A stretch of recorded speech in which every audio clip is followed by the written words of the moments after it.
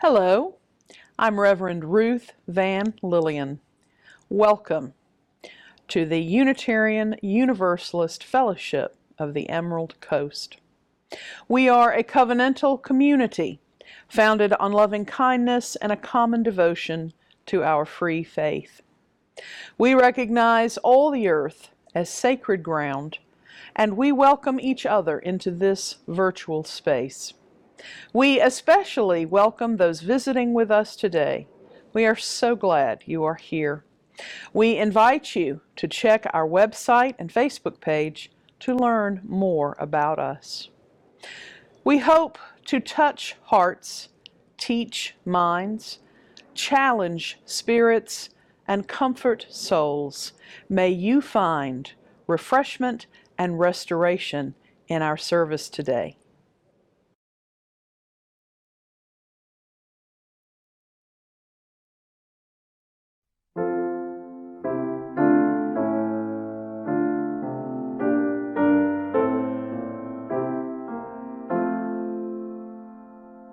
Here we have gathered side by side, circle of kinship, come and step inside. May all who seek here find a kindly word. May all who speak here feel they have been heard. Sing now together this our heart's own song. Here we have gathered, called to celebrate days of our lifetime, matters small and great. We of all ages, joining heart and hand, infants and sages, sharing what we can. Sing now together this our heart's own song. Life has its battles, sorrows and regret, but in the shadows let us not forget. We who now gather know each other's pain. Kindness can heal us. As we give, we gain. Sing now in friendship this our heart's own song.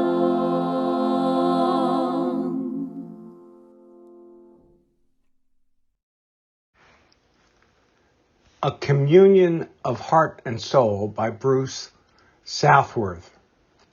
For the gift of this day and for our community of spiritual nurture and compassion, we give thanks. We light this chalice as a symbol of our faith. May our many sparks meet and merge in communion of heart and soul.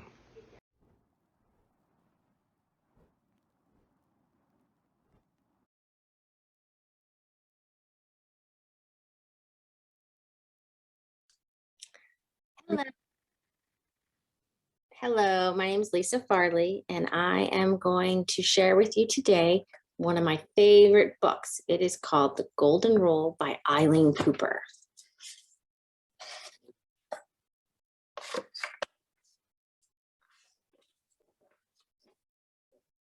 Do unto others as you would have them do unto you.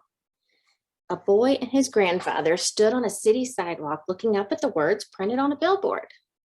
Grandpa, What does that say? The boy asked. Do unto others as you would have them do unto you. People all over the world call those words the golden rule. What does it mean? The boy wanted to know. And why is it golden? It means this: treat people the way you would like to be treated.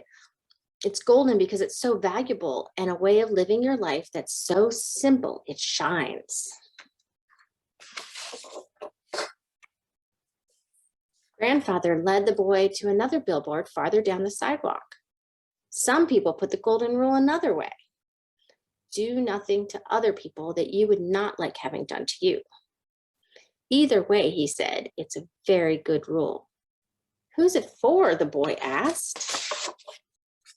You, me, anyone can practice the golden rule. A rule that's same for children and grown-ups? Same rule. The boy says there aren't too many rules like that. Very few. And it's for people everywhere? Yes, everywhere. Whatever their religion, people find the idea of the golden rule in their holy books, Grandfather said. Christianity says you should love your neighbor as you love yourself.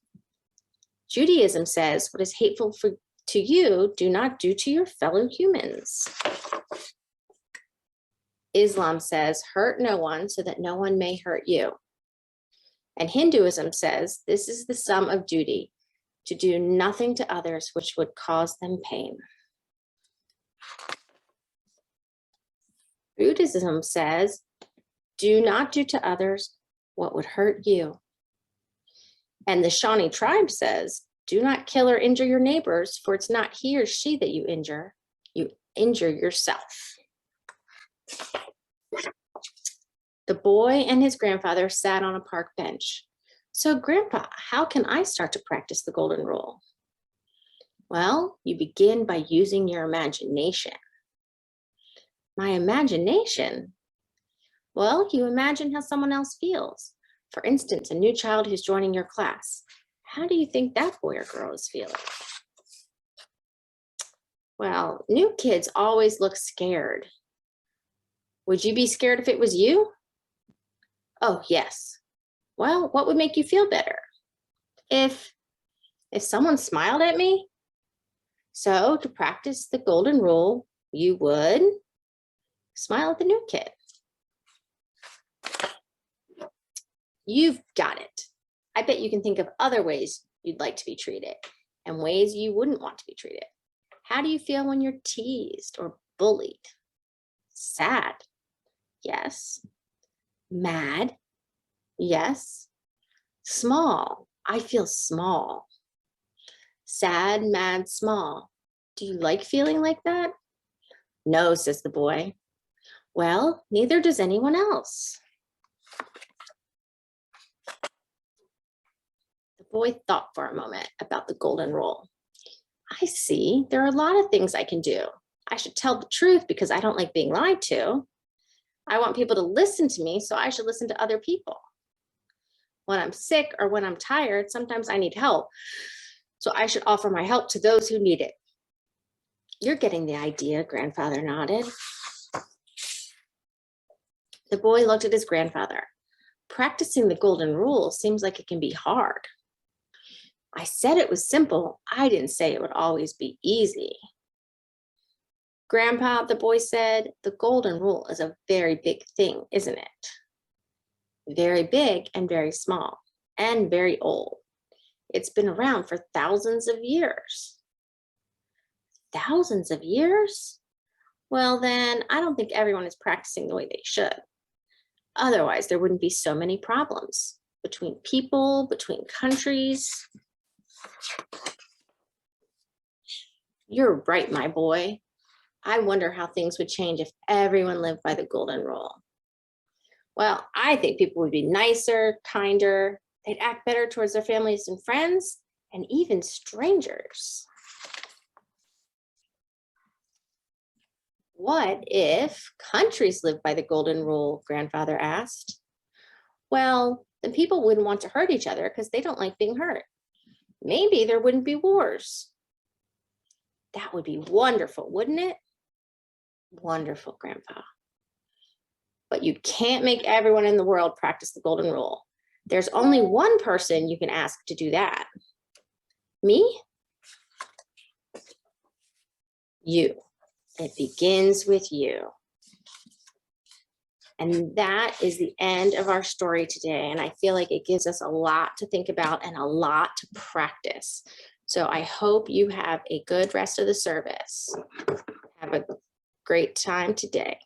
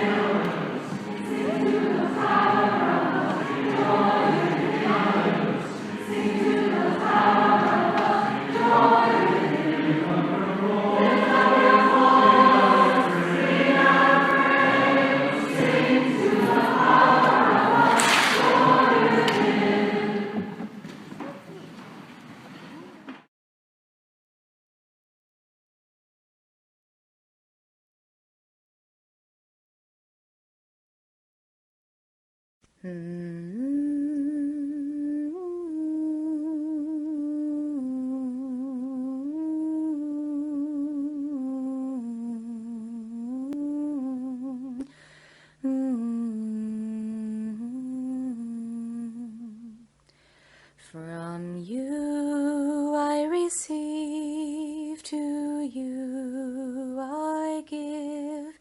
Together we share, and by this we live. From you I receive, to you I give. Together we share, and by this we live.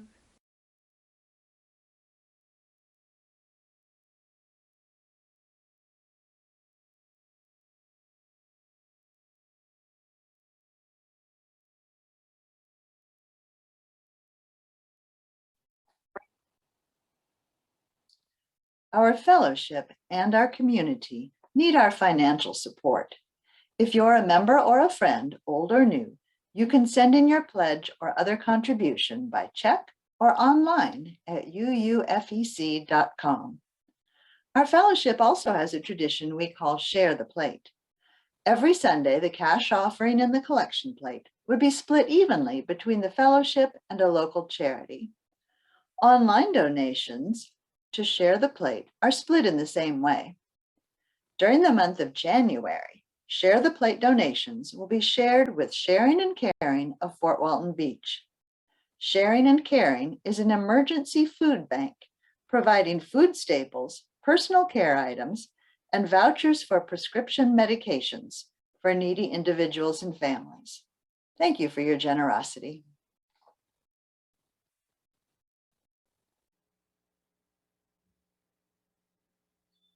I was in the drive-through line at the bank. I was there to cash a $100 check. I opened the plastic container, took out the envelope, and was astonished to find $200. I checked the receipt, which indicated that only $100 had been subtracted from my account.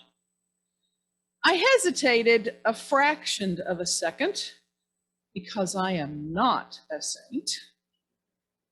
And then I pressed the call button and explained the situation.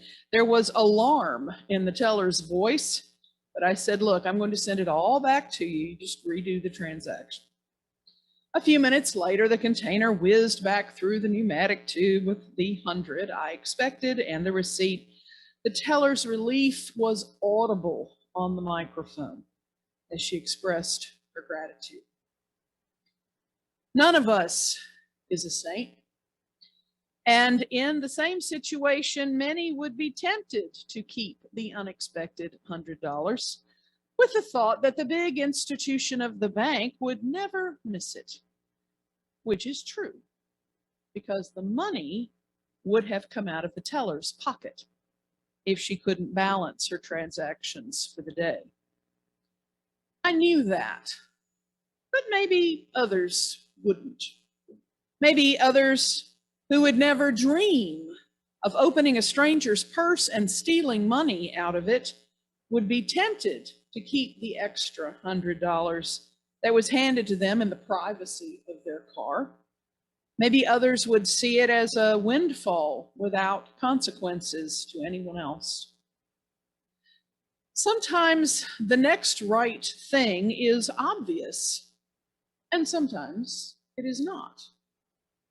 Someone makes a mistake and inadvertently hands you something that doesn't belong to you.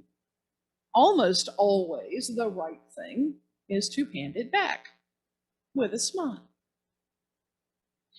Property rights are probably the first lesson in ethics any of us received. Whether at home or in kindergarten, we are taught early that things belong to people, and most of it does not belong to us. We learn that to violate property rights by taking things that do not belong to us, think of brothers and sisters and parents and other kids. We learn that when we take those things, there comes often dire and unpleasant consequences. We also learn that the rules are supposed to apply to everyone, which means what does belong to us should be protected. And we learn about voluntary, temporary release of ownership for the sake of cordial relations. Grown-ups call this sharing. And we learn that lesson early too, along with taking calculated risks and making promises and what happens when a shared item or someone else's shared item gets broken or lost. All of this shapes our growing concept of justice, and that short, powerful sentence, "It's not fair," gets added to our lexicon pretty quickly too. Closely following along are the concepts of freedom and responsibility, of boundaries and respect for others. Figuring out how to do the next right thing begins here in the sandbox and on the swing set and in the backyard and in the family room. It was a hard lesson for all of us to discover that I am not the center of the universe. It's not all about me and what I want. As we navigate the grown-up world and learn to operate within systems like the rules of the workplace and the requirements of income taxes and insurance claims and personal financial management, the path can be fraught with peril, small and large. How many paper clips and Post-it notes have wandered off in employees' pockets? How many cash transactions did not get included on tax forms? I found 13 definitions of the word right, including everything from directional navigation to verbal expression to what is moral, proper, virtuous, or righteous. As a minister, I am particularly attracted to the old-fashioned biblical word righteousness. As we ponder the concept of doing the next right thing, let's keep righteousness in mind, which includes worthiness, honor, integrity, uprightness, justice, and virtue. A friend called me for advice a few years ago. His father was borrowing money on credit cards and sending the cash via Western Union to a scam artist in another country because he believed he would eventually receive an enormous payoff. And my friend couldn't convince him to stop.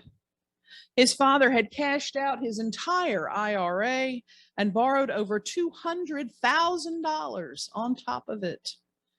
It sounded on the face of it like a kind of gambling addiction. And I got my friend in touch with a psychologist who specialized in addictive behavior. They arranged an intervention in which my friend brought his father to their church, where they were met by a few close friends and family members who each confronted the old man about ceasing his destructive behavior. He was embarrassed and agreed to meet with the psychologist. It turned out that my friend's father was not a gambling addict. He had dementia, much more severe than anyone could have realized because he was very good at hiding it. The next right thing was unclear at first, and my friend had to consider many variables and force himself to take steps he never imagined. There were obvious financial and legal concerns that had to be met, but my friend desired above all to treat his father with righteousness and love. The next right step meant taking his father's financial liberty by going to court and getting a conservatorship. And the next right step after that was to take away his fax machine to stop the communication with the criminals who had been exploiting an old man. And then the car had to be removed. The next right steps went against what my friend had learned about how to treat someone with righteousness and how he was accustomed to interacting with his kind, intelligent, confident, competent father. The next right steps were hard, but they were right because his father had developed mental illness, and that changed everything. The next right steps were both righteous and loving, and the difficulty in implementing them only made them more so. Our faith-related upbringing brings a lot to bear on the question of righteousness. Many religions have rules about both the public and private details of the lives of their followers, including relationships, finances, clothing, personal hygiene, food, occupation, and practice of a weekly Sabbath. Some people leave the faith traditions of their childhood because they identify a lack of true righteousness in the rules and a lack of love. Some of you may be here because you have sought a faith community with greater integrity and genuine love. Unitarian Universalists came together some decades ago to affirm and promote a set of principles to act as guidance for individuals and communities in determining the next right steps of their interactions. They are posted in places around our fellowship building, and many of us know them by heart. I will not ask you to sing the song, but I know you have sung it. The first principle is about the inherent worth and dignity of every person. The second is justice, equity, and compassion in human relations. The third is acceptance of one another and encouragement to spiritual growth in our congregations. The fourth is a free and responsible search for truth and meaning. The fifth is the right of conscience and the use of the democratic process within our congregations and in society at large. The sixth is the goal of world community with peace, liberty, and justice for all. The seventh is respect for the interdependent web of all existence of which we are a part. And there is actually currently going on a process to consider an 8th principle, which has to do further with the work of justice. Of course, as I have already stated, none of us is a saint, and we all make mistakes. Fortunately, our fellowship is not a marble palace for saints. It is a humble community of flawed human beings who have and probably will again take steps in a less than righteous direction, and will also make the best decisions they can with the information at hand, and they will sometimes be bad decisions. We have a board of church officers who are every month trying to figure out the next right things for our fellowship. They are dealing with many decisions, small and large, which will take the fellowship into the future. They are applying the best information at hand, along with their integrity and their trust of one another, to problems and challenges before us. Sometimes they will make mistakes, and most of the time they will do amazing work on our behalf. Many of you may have heard of Martha and Wait Still Sharp. There's a book, there's a documentary. They are well known. They're two Unitarians who were offered the unexpected opportunity and responsibility to serve their faith at the beginning of World War II.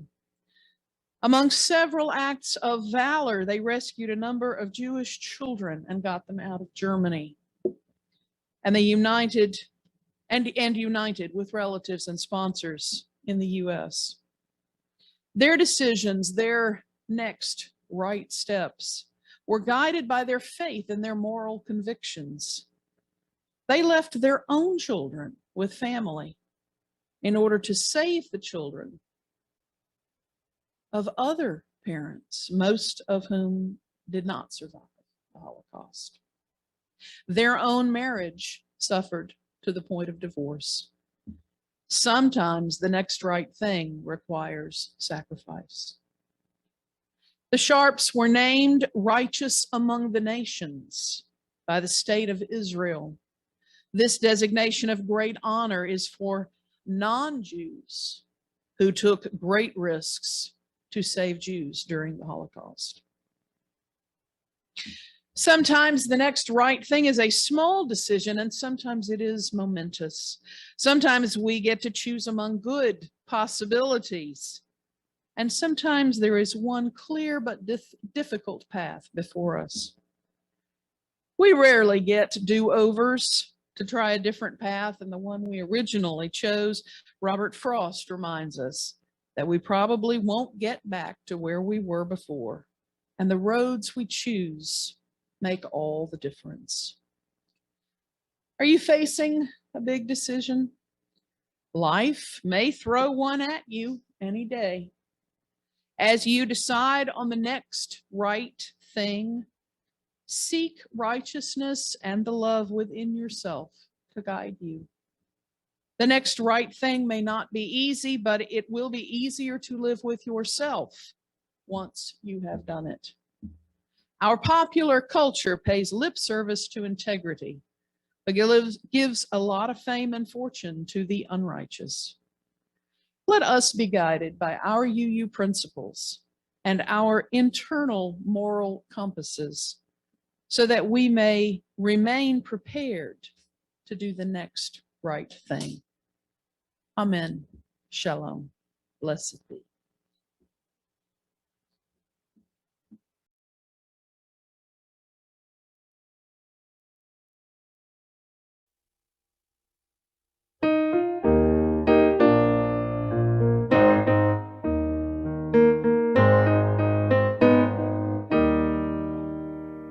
When our heart is in a holy place, when our heart is in a holy place,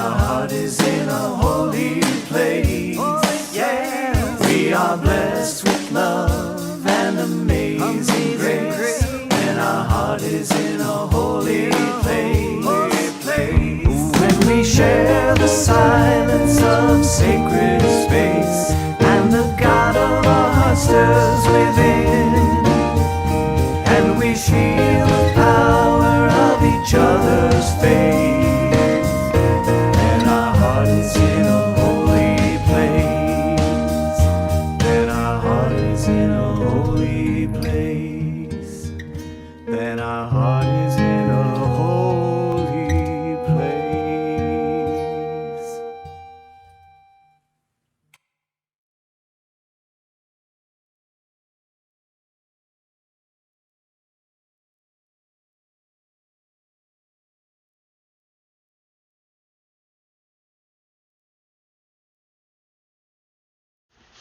As Breath to Song by Becky Laurent.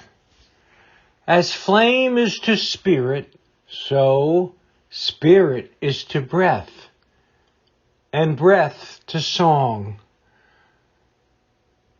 Though we extinguish the flame, may we tend it in our hearts until we meet again.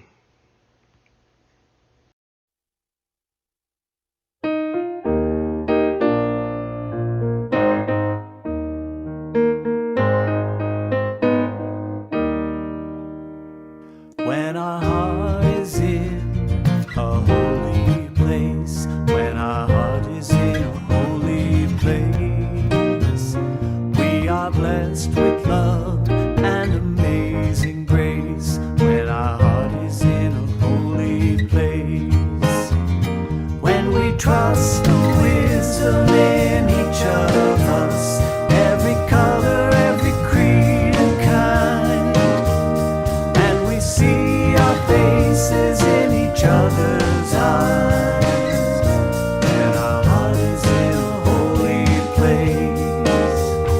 When our heart is in a holy place, when our heart is in a holy place, we are blessed with love and amazing grace. When our heart is in a holy place, when we tell our story from deep inside, and we listen with a loving mind, and we hear our voices in each other's words, then our heart is in a holy place. When our heart is in a holy place, when our heart is in a holy place, yeah, we are blessed with love and amazing grace. When our heart is in a holy place, when we share the silence of sacred space, and the God of our hearts stirs within, and we shield the power of each other's faith, and our heart is in a holy place, then our heart is in a holy place, then our heart is